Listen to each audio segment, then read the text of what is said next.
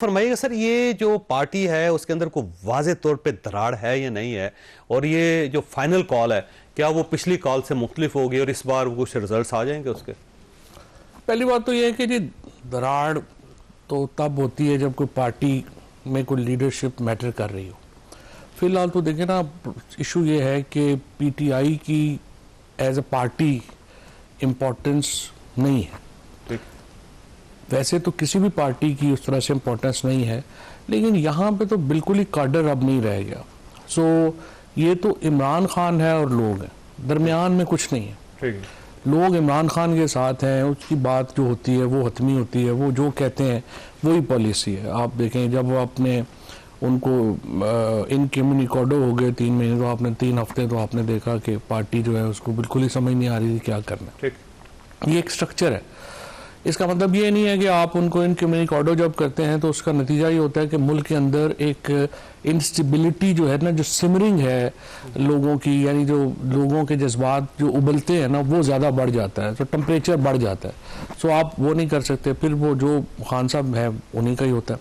सो इसलिए ये डिवीजन आप क्या रेलेवेंट समझते हैं सबको? असद कैसर साहब हों, उमर अयूब साहब हों, गौहर खान साहब हों, अहमद खान बुचर हो, ये सब इनकी जो इम्पोर्टेंस है पाकिस्तान की पॉलिटिक्स में तो उस तरह से नहीं है। वो तो इमरान खान की ही है, और जो काडर है वो उस तरह नहीं है अवेलेबल। लेकिन इसका कोई इतना फ़र्क नहीं पड़ता। पीटीआई की पॉलिटिक्स तो इमरान खान के साथ है, बाकी पार्टियों में भी तो ग्रुपिंग है ना। मतलब पीपल्स पार्टी में आप देखें फरियाल बीबी का अपना ग्रुप है, बिलावल साहब और जरदारी साहब भी आपस में बाप बेटा हैं, लेकिन अपना अपना ग्रुप वो चला रहे हैं। फिर आप नीचे चले जाएं तो मुराद अली शाह अलहदा चला रहे हैं, शकील मेमन है, फिर नासिर अली शाह अपना चला रहे हैं। नून लीग में आप देखें, आप हमजा शहबाज देखें कितने इररिलेवेंट हैं आप, क्योंकि मरियम नवाज जो है उनको नहीं लिफ्ट करा रही। इसी तरह से शहबाज शरीफ साहब के साथ लोग हैं, नवाज शरीफ के साथ लोग हैं। सो ये पार्टीज में तो ग्रुपिंग तो होती है, that's not an issue. Issue सिर्फ ये हो रहा है कि जो पीटीआई का जो तवक्को थी इमरान खान की कि जो स्ट्रीट के ऊपर जो प्रेशर डेवलप करना था वो डेवलप नहीं हो पा रहा। क्यों नहीं हुआ? वैसे वजह क्या है? देखिए उसकी जो सबसे बड़ी एक तो वजह है, देखिए सियासत में टाइमिंग होती है सब कुछ। पीटीआई ने अगर डेवलप करना था वो 9 फरवरी को करना था, क्योंकि देखें 8 फरवरी को इलेक्शन और 9 को शुरू कर देते। तो सब आप जो है ना पाकिस्तान की सियासत पे, मुझे तो याद भी नहीं है कि अब आप कितने सालों से रोज बैठ के तजिया कर रहे हैं। आप देखें ना, ये आपका काम है। आप देखते हैं देखिए 2 चीजें चाहिए ना, एक तो है पॉपुलैरिटी जिसमें कोई शुबा नहीं है। इमरान खान की पॉपुलैरिटी के ऊपर तो कोई शुबा नहीं है, पाकिस्तान का सबसे पॉपुलर आदमी है। दूसरी चीज है ऑर्गेनाइजेशन, यानी आपने अगर पंजाब को अनलॉक करना है तो आपको ऑर्गेनाइजेशन चाहिए ना। तो अगरचे खान साहब ने अपने कहा है कि मेरे नज़दीक 2 बड़ी गलतियां थी, जनरल बाजवा साहब को एक्सटेंशन ना देना और ये उनको एक्सटेंशन देना, और ये दूसरा जो था कि ये मैं वीक गवर्नमेंट। मैं खान साहब से उस वक्त भी ये कहते थे, और मैं उस वक्त भी चूंकि उनसे डिफरेंट करता था तो मैं अब भी कह सकता हूँ कि मैंने कहा था ये दोनों चीज़ें नहीं है। एक्सटेंशन केड़ा पॉलिटिशियंस ने देनी होती है, वो तो आपे ले लेने, तो नहीं दोगे ले लेंगे, वो क्या उसमें तो वो झगड़ा ही नहीं है।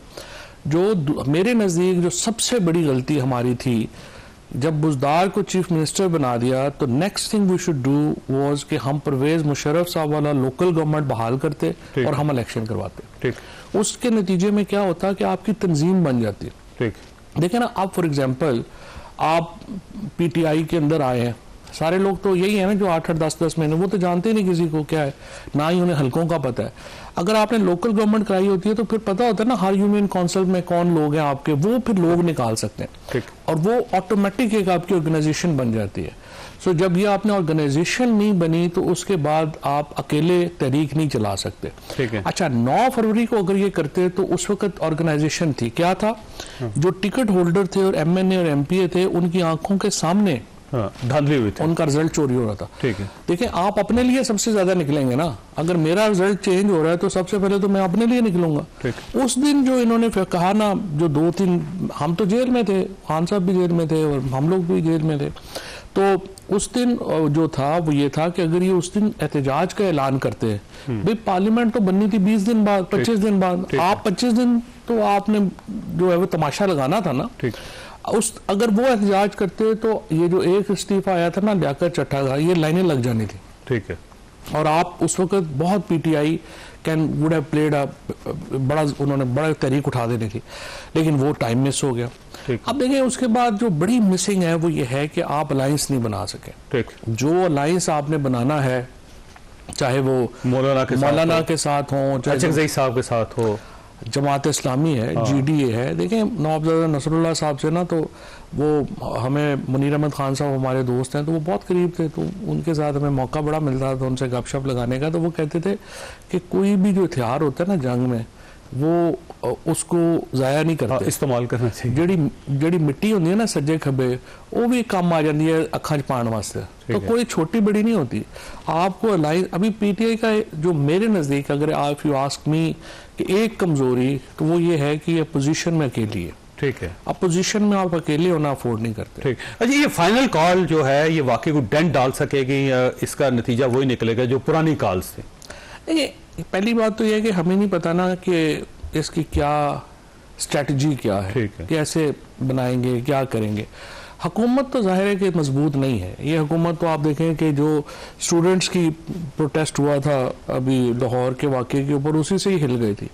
सो गवर्नमेंट तो एक इंसिडेंट अवे है, हुकूमत की तो अवाम में और हुकूमत में बहुत दूरी है। सो बहुत बड़ी तहरीक नहीं चाहिए हुकूमत को ट्रबल में लाने के लिए।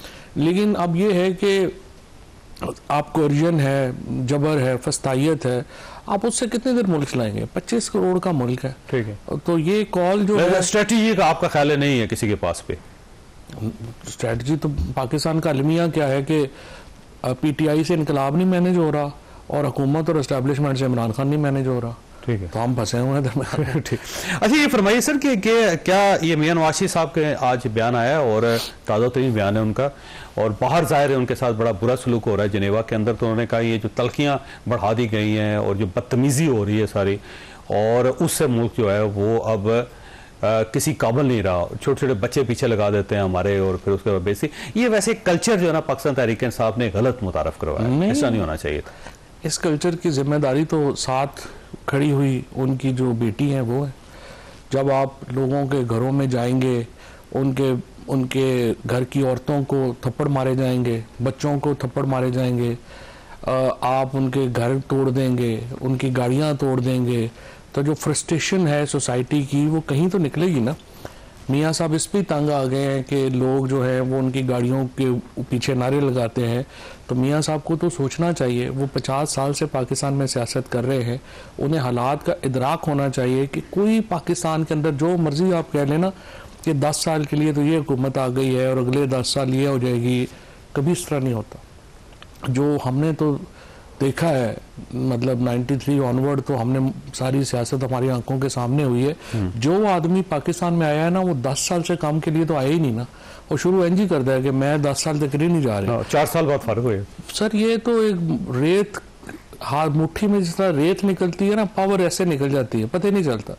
तो ये सोच के अगर हमने ये नहीं करना और ये जो है अपना हमारा मामला जो है वो रहना ही है, इस तरह ही है, तो वो ये इस तरह नहीं रहता। मियाँ साहब को तो हालात का इदराक होना चाहिए कि जिस किस्म की पॉलिसीज़ मुल्क के अंदर वो चला रहे हैं, उससे तलखियाँ बहुत बढ़ गई हैं, और ये तलखियाँ और बढ़ेंगी अगर आपने मुल्क को नॉर्मलाइज ना किया। मुल्क तो इस वक्त जो है, ऊपर वालों को तो अंदाज़ा नहीं होता, क्योंकि एक तवील अरसा मैंने हुकूमतों को देखा है, बनते भी देखा है, टूटते भी देखा है, अपोजिशन भी की है, गवर्नमेंट में भी रहे हैं। वहाँ पे प्रॉब्लम ये होता है कि जो बड़े होते हैं ना टॉप के, इनमें सबसे बड़ी प्रॉब्लम तो होती है कि देखें, आप अपनी मर्जी के खिलाफ किसी बंदे से मिलते ही नहीं है। मतलब आपके सामने सुबह आ जाती है चिट कि ये बंदे आपसे मिलना चाहते हैं, आप जिसको टिक करेंगे वही आपसे मिलेगा। तो इंडिपेंडेंट ओपिनियन तो आप तक जाती नहीं, क्योंकि जो बंदा आके तुहाडे ते तनकीद करेगा, अगली बार उन्होंने पता है मैंने तुझे बुलाना ही नहीं, तो क्यों उन्हें मिलेगा। सो एक इनके ऊपर ना एक आ जाता है, आप एक ऑटोमेटिक एक फॉग आ जाती है, फॉग ऑफ पावर, कायक का पता नहीं होता।